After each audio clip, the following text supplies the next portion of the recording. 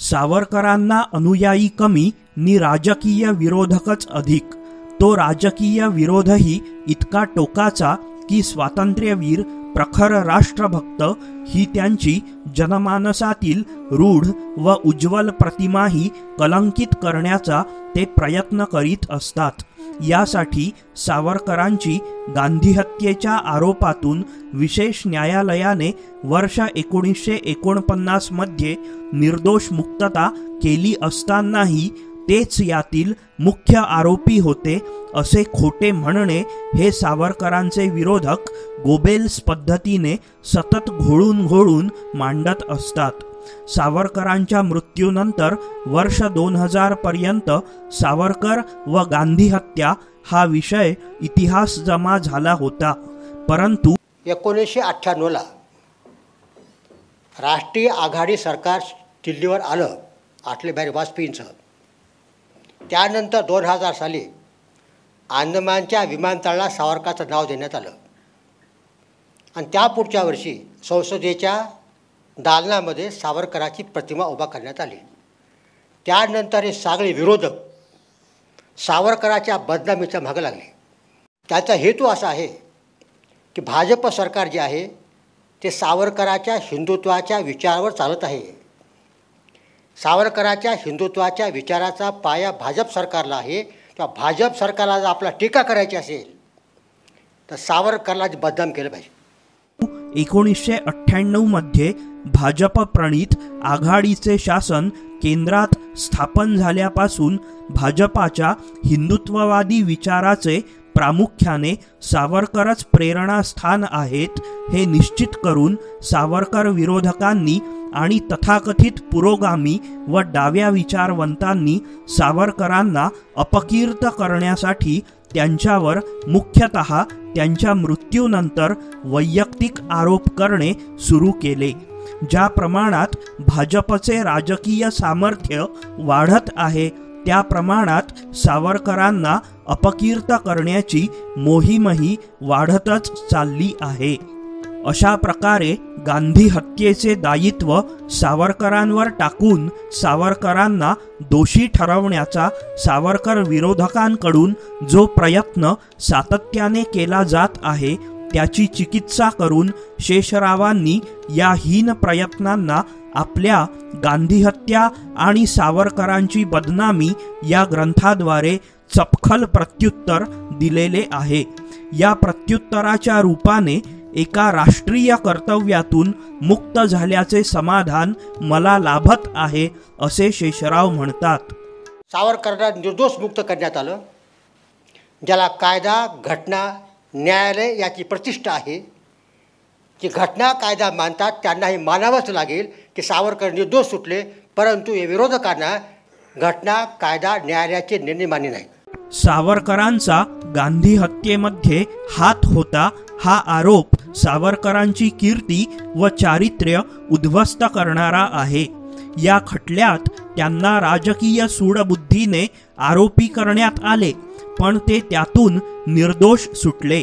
त्यावर शासनाने उच्च न्यायालयात अपीलही केलेले नसल्यामुळे न्यायालयाचा तो निकाल अचूक होता यावर शासनाचे ते शिक्कामोर्तब होते।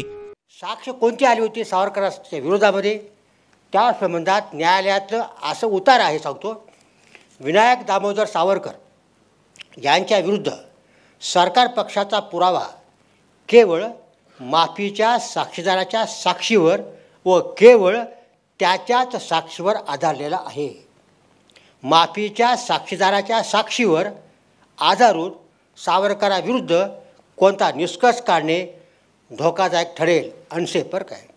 तेव्हा दिनांक 20 व 30 जानेवारी 1948 रोजी दिल्ली येथे ज्या 2 घटना घडल्या त्यात सावरकरांचा कोणत्या प्रकारचा हात होता असे गृहीत धरण्यास कोणतेच कारण नाही।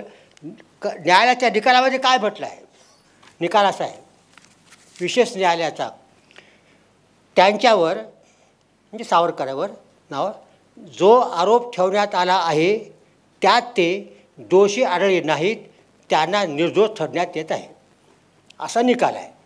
इंग्रजीत आहे, he is not he is found not guilty of the offenses as specified in the charge is acquitted. याच्यापेक्षा दुसरा कोणताच निकाल जगामध्ये निर्दोष सोडण्याचा कोर्ट देत नाही. अगदी क्लिअर निकाल आहे.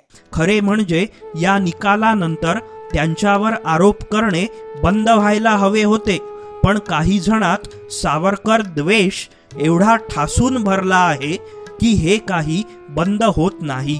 शेषराव लिहितात, कायद्याने स्थापन झालेल्या सक्षम न्यायालयाने गांधी हत्येसंदर्भात सावरकरांना निष्कलंक आणि निर्दोष ठरवल्यानंतरही त्यांच्यावर खुनी असल्याचा आरोप करीत राहणे हा भारतीय दंडविधानानुसार बदनामीचा आणि चारित्र्य हननाचा शिक्षापात्र गुन्हा ठरतो आणि सावरकरांच्या बदनामीची मोहीम चालू ठेवणारे सर्व तथाकथित विद्वान हा दंडनीय गुन्हा करीत असतात.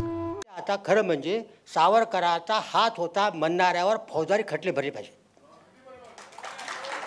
दुसरी गोष्ट म्हणजे गांधी हत्या ही निंद्य व निषेधार्ह घटना आहे असे सावरकरांच्या अनुयायांना मनातून वाटतच नाही. सावरकरांचे बहुतांशी अनुयायी गांधी हत्येला एक सत्कृत्य व राष्ट्रकृत्यच मानत असतात. या कार्यासाठी ते नथुराम गोडसेचा राष्ट्रभक्त व हुतात्मा म्हणून गौरव करतात.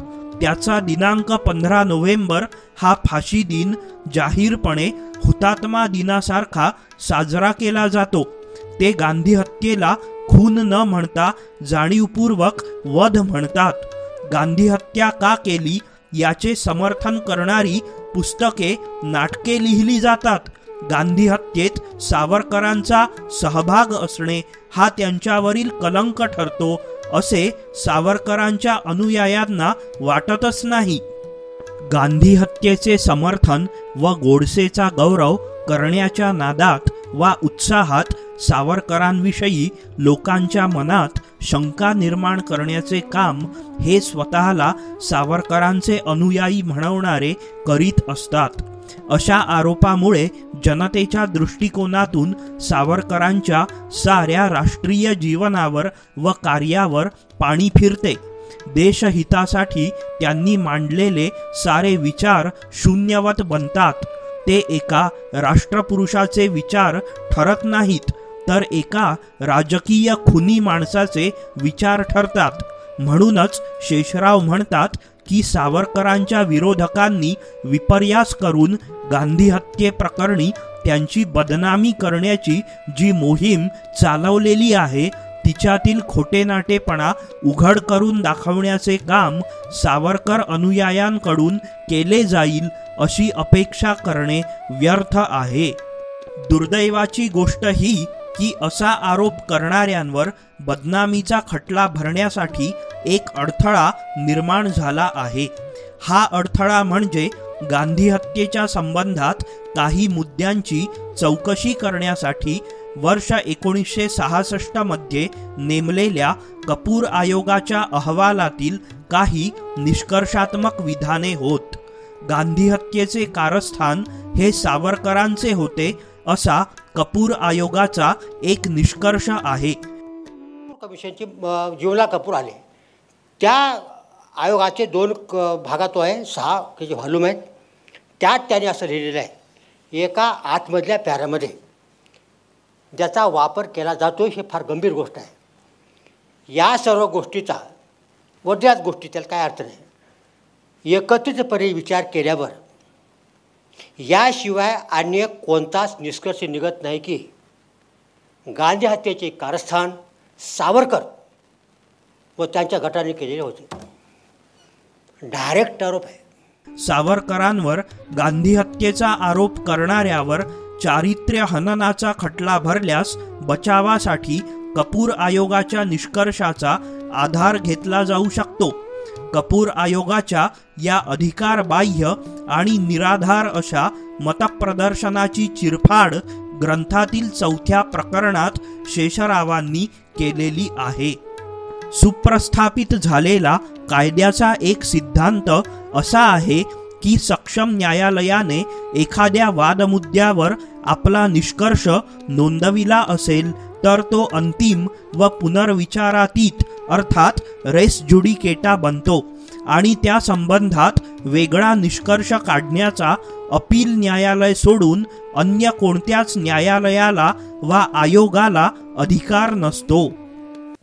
तत्व एक न्यायालयाचं, एकदा न्यायालयाने निकाल दिला की अपील कोर्ट ते दुरुस्त करू शकतं. अपिलाचा पिरियड संपला, अपील झालं नाही, कोणत्याही न्यायालयाचा निकाल हा पुन्हा कधीही बदलता येत नाही. त्याला म्हणतात रेस ज्युडिकेटा. पुन्हा चर्चा नाही, पुन्हा नाही आहे. एकदा निर्दोष सोडलं कोणताही तर हा रेस ज्युडिकेटा आहे. म्हणजे कोर्टानं दिलेला सावरकरांचा निकाल निर्दोष हा रेस ज्युडिकेटा आहे. तो बदलता येतो फक्त अपिलेट कोर्टाला. सरकारने सावरकराच्या निर्णयाविरुद्ध अपीलच केलं नाही. इतका निर्णय निस्पष्ट निर्दोष होता, सरकारलाही माहिती आहे, अपीलसुद्धा केले आहे कोर्टामध्ये. त्यामुळं खाल्या कोर्टाचा विशेष न्यायालयाचा निकाल जो आहे सावरकरचा तो अंतिम होता, रेस ज्युडिकेटा होता. त्यात बदल करण्याचा अधिकार कुणालाही नाही. हे एवढंच नाही तर जर निकाल अंतिम देताना काही पुरावे, काही मुद्दे, काही कारणे कोर्ट देतं. एखादा निकाल अंतिम देताना त्यासाठी दिलेले पुरावे, कारणं, मुद्दे, त्या मुद्द्यावरील निकालसुद्धा होतो रेस ज्युडिकेटा. म्हणूनच ज्या कपूर आयोगाच्या निष्कर्षांच्या आधारे सावरकर विरोधक सावरकरांना दोषी ठरवत असतात त्या आयोगाला सावरकरांचा गांधी हत्या कटाशी संबंध होता काय याची चौकशी करण्याचाच अधिकार नव्हता. सावरकर हे विशेष न्यायालयासमोर 7व्या क्रमांकाचे आरोपी होते. ते दोषी आहेत का निर्दोष हा न्यायालयासमोरचा महत्त्वाचा व विचाराधीन मुद्दा होता आणि त्याचा निकाल ते निर्दोष आहेत असा लागला होता. तेव्हा स्पष्टपणेच या मुद्द्यावरील न्यायालयाचा निकाल पुनर्विचारातीत व अंतिम ठरतो. त्यासंबंधी वेगळा निष्कर्ष काढण्याचा अधिकार कोणत्या आयोगालाच काय, पण अपील न्यायालय वगळता अन्य कोणत्याही न्यायालयाला सुद्धा नाही हे शेषराव दाखवून देतात. सावरकरांची महात्मा गांधींविषयी भावना किती आदराची व राष्ट्रीय स्वरूपाची होती हे आपल्याला या ग्रंथाच्या 6व्या प्रकरणात वाचावयास मिळते. गांधी हत्येच्या सुनावणीच्या वेळी वरिष्ठ न्यायालयासमोर सावरकरांनी जे कथन केले आहे त्यातही ते स्पष्ट झालेले आहे हे शेषराव याच प्रकरणात विशद करतात. येथे एक लक्षात घेणे आवश्यक आहे की गांधीवादावरील सावरकरांची टीका बौद्धिक व वैचारिक स्वरूपाची आहे. शेषरावांनी गांधीजींचे कोणते वर्तन सावरकरांना आवडत नव्हते याची काही उदाहरणे देऊन म्हटले आहे की इतकी वर्षे उघडपणे बौद्धिक व वैचारिक लढाई करणारा नेता राजकीय विरोधासाठी गांधीजींची हत्या करण्याच्या मार्गाचा विचार तरी करील काय याचा पूर्वग्रह सोडून आपण शांतपणे विचार केला पाहिजे. गांधी संबंध कसे होते सावरकरांचे? गांधीजीवर टीका सावरकर केव्हा करत असत? केव्हापासून? 1924 पासून टीका करतायत. त्यांचं गांधी गोंधळ पुस्तक केव्हाच आहे? 24 ते 37-27 काळातलं पुस्तक आहे. अतिशय टोकाची टीका केलेली आहे. या माणसाने उघडपणानं गांधीवादावर कठोर टीका केली की आता वाचताना वाटतं की उघड टीका करा नको होती एवढी. जे सत्य आहे ते मांडायचं काम टोकाचं केलेलं आहे. 24 पासून 28-24 वर्षी टीका करतात. हिंदू महासभा अध्यक्ष झाले, टीका करत आहेत. तर अशा प्रकारे गांधीशी यांचे संबंध वैयक्तिक कसे होते? त्यांना खून करण्यासारखे होते का? त्यांची भावना काय होती? एका पक्षाचा मोठा नेता, 2 पक्षाचा हिंदू महासभा आणि काँग्रेस यांच्या नेते कसे वागले पाहिजेत उदात्त दृष्टिकोनातून असे होते का रे? हा का दाऊद इब्राहिम आहे का खुनेकर फिरायला? गांधीजींनी येरवडा कारागृहात 10 फेब्रुवारी 1943 पासून उपोषण सुरू केले होते. त्यावेळी सावरकरांनी एक पत्रक काढून म्हटले होते की या राष्ट्राच्या सेवेसाठी गांधीजींनी हे प्राण धोक्यात आणणारे उपोषण आरंभिले आहे. ते राष्ट्रच त्यांना सांगत आहे की यावेळी त्यांचे प्राण जाण्यापेक्षा ते राहणेच या राष्ट्रासाठी अगणित मौल्यवान ठरणार आहे. स्वतः गांधीजींनीही अशा राष्ट्रीय आव्हानातून हे ओळखले पाहिजे की त्यांचे जीवन हे केवळ स्वतःचे नसून तो एक राष्ट्रीय ठेवा आहे, राष्ट्राची ती मालमत्ता आहे. His life is not so much of his on as it is a national asset, A national property. पुराव्यांच्या पलीकडे जाऊन तर्क करायचाच तर या 7व्या प्रकरणात सावरकरांना कसे विनाकारण गांधी हत्येतील आरोपी ठरवले जात आहे याची विवेक तारतम्य नि तर्काच्या आधारे विचार प्रवर्तक मांडणी शेषरावांनी केलेली आहे. या प्रकरणात ते म्हणतात, आता विचार करावयाचा प्रश्न असा आहे की असा आरोप होण्याची सावरकरांची इच्छा वा अपेक्षा होती काय? अशी अपेक्षा करणे म्हणजे देशाच्या स्वातंत्र्यासाठी केलेल्या कार्यावर, अंदमानात भोगलेल्या यातनांवर, हिंदूंच्या हितासाठी मांडलेल्या विचारांवर व एकूण सर्वच सार्वजनिक जीवन कार्यावर स्वतःच पाणी फिरवून आपले जीवन कलंकित करून घेण्याची अपेक्षा धरणे होय. गांधी हत्येला संमती देणे म्हणजे स्वतःच्या राष्ट्रीय व वैयक्तिक चारित्र्यावर स्वतःच कलंक लावून घेणे होते. असे सावरकरांना अपेक्षित होते काय? ऐतिहासिक व राष्ट्रीय पुरुष म्हणून कीर्ती मिळवलेला व स्वतःची प्रतिष्ठा कायम जपणारा सावरकरांसारखा विवेकी पुरुष गांधी हत्या व्हावी अशी इच्छा वा अपेक्षा धरणेच शक्य नव्हते. स्वतः सावरकराला आरोपी व्हायचं होतं का? म्हणजे सावरकरला पकडलं, पोलीस स्टेशनला नेलं, 13 महिने लवकर निकाल लागला, बरं झालं. हे कलंक लागलं की नाही? हा मुद्दा आहे. ह्या गांधी हत्येच्या परिणामाचा विचार सावरकरांनी केला होता की नाही? हे विचारी होते, दूरचा विचार करणारे होते, दूरदृष्टी होते, असं समजून चालवलं नाही. भावनेच्या भरात वाटेल ते करतील तर मग काही करतील, ते दुसरा गोष्ट केलं. मग भावनाच्या अतिरेक झाला, भावनेचा, राष्ट्रीय भावनेचा केला त्यांनी.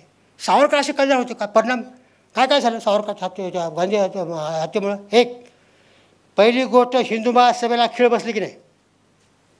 हिंदू महासभा संपली की नाही? अगदी त्याला सगळं संपलं, त्यातून जनसंघ निघाला, सगळं बाहेर निघालं. का बरं निघाला? कशासाठी निघाला? ते गांधी हत्येमुळे निघाला आहे. हिंदू नाव ठेवायचं नाही.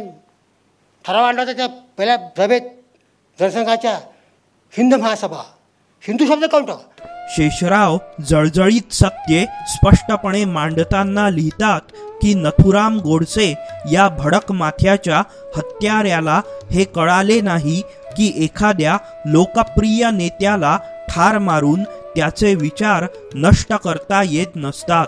उलट ते अधिक पक्के व लोकप्रिय होतात.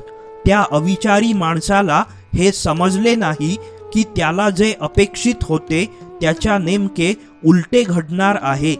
त्याच्या दृष्टिकोनातून विचार करायचा तर त्याच्या कृतीने त्याला द्वेष्य असणाऱ्या गांधीवादाला लाभ करून दिला व त्याला प्रिय असणाऱ्या हिंदुत्ववादाचे नुकसान केले.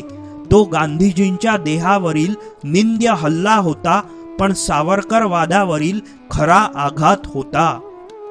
आमचे म्हणणे एवढेच आहे की गांधी हत्येचे हे स्वाभाविक परिणाम गोडसे आपटे यांना भावनातिरेकामुळे कळाले नसले तरी सावरकरांना तर कळाले असणारच ना. आपल्या हिंदुत्ववादी अनुयायांनी, त्यातही नथुराम गोडसे याने उघडपणे गांधीजींची हत्या करणे म्हणजे स्वतःला आरोपी म्हणून प्रतिमा कलंकित करून घेणे, आपणच वाढवलेली हिंदू महासभा संपवून टाकणे, हिंदुत्ववाद व हिंदुत्ववादी चळवळ बदनाम करून घेणे, गांधीवादाची चिकित्सा संपवून टाकणे, मुस्लिम जातीयवादाविषयी बोलणे प्रतिगामी व जातीय ठरणे व आपण जीवनभर जे देशकार्य आणि समाजकार्य केले ते एका कृतीने मातीमोल करून घेणे होते हे सावरकरांना कळत नव्हते काय? हिंदू शब्द नको म्हणजे हिंदू महासभा जी सावरकरांनी वाढवली, रक्ताचं पाणी केलं. अहो हे इतके बुद्धिवादी, इतके समाज क्रांतिकारक गेले हिंदू महासभेत कशासाठी? हे हिंदूचं काय कल्याण व्हावं, हिंदूला कोणीच नाही, ह्या हिंदूच्या बाजूला उभा टाकणं माझं कर्तव्य आहे म्हणून अत्यंत बुद्धिवादी समाज क्रांतिकारक माणूस, जाती म्हणलं तर हरकत नाही, मला हिंदूच्या बाजूने उभा टाकला, हिंदू महासभा वाढवली, मोठी केली, हिंदूची अस्मिता निर्माण केली. हे हिंदू महासभा संपून टाकण्याचं काम झालं की नाही? त्याचबरोबर त्यांनी मांडलेला प्रखर बुद्धिवाद, विज्ञाननिष्ठा, समाजक्रांतीचे विचार, बेटीबंदी तोडण्याचे विचार दुर्लक्षित केले गेले, बाजूला पडले. त्या साऱ्या विचारांवर गांधी हत्येची गडद छाया पसरली.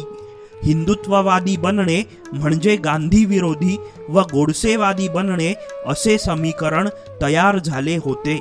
सावरकरांचे बुद्धिवादी व राष्ट्रवादी विचार समाजाला समजावून सांगणारा कोणी अनुयायी त्यांच्याकडे राहिला नाही, किंवा ते विचार समजून घेण्याची मानसिकताच समाजाकडे राहिली नाही. हे सारे सावरकरांना अभिप्रेत होते काय? पुढची गोष्ट आहे, गोडसेंनी हे काय केलं? गांधीवादाची चिकित्सा करण्यासाठी म्हणून केलं. परिणाम काय झाला? गांधींची हत्या झाली, गांधीवाद चिकित्सा बंद झाली. साठी चिकित्सा राहून गेली फक्त 55 कोटीची बळी पुस्तकातच, न्यायाच्या निवेदनात. प्रत्यक्षात काय झालं? चिकित्सा बंद झाली. हे सावरकरला अभ्यास होतं काय? आणि सर्वात शेवटचा परिणाम,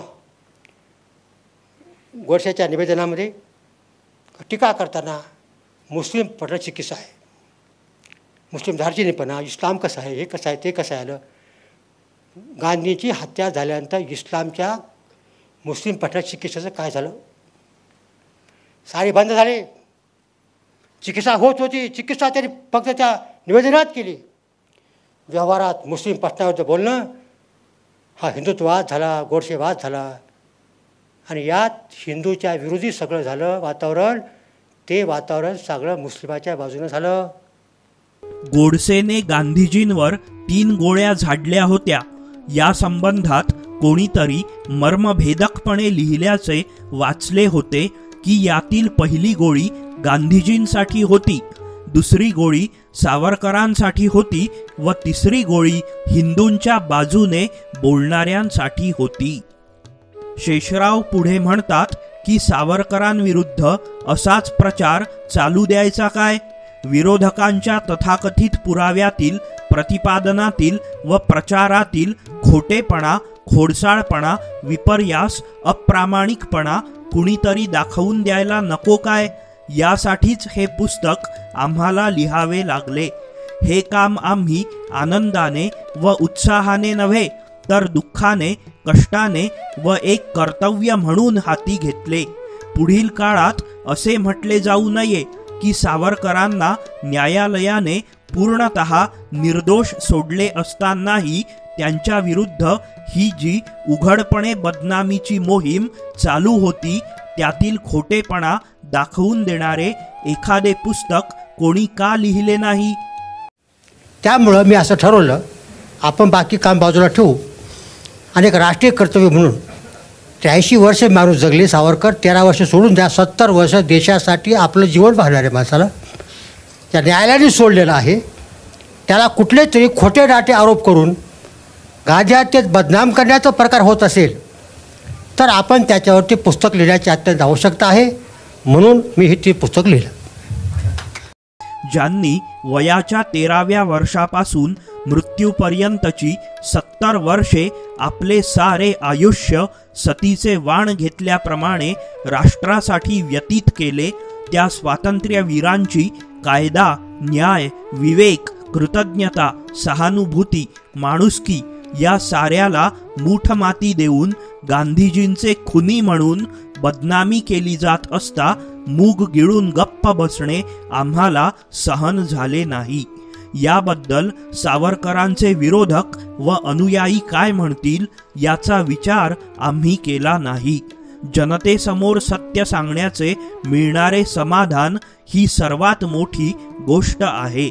आम्हाला खात्री आहे की या संबंधातील सत्य काय आहे हे तरुण पिढीला समजून घ्यायचे आहे व या पुस्तकाची पाने त्यांना उपयोगी पडल्याशिवाय राहणार नाहीत. आणि फक्त एकच वाक्य लक्षात ठेवा आपल्या विचारामध्ये.